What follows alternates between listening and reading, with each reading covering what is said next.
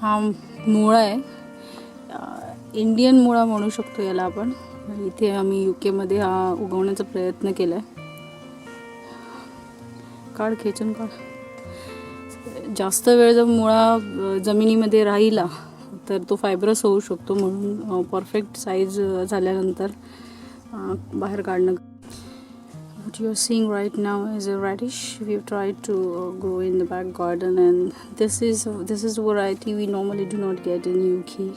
Over here, this is an Indian radish. It's very spicy actually, but good for salad, and the leaves as well are used. I'll try to show you a recipe about how to make a vegetable out of this. Very yummy actually. Let's see when I'm gonna put that video. Thank you for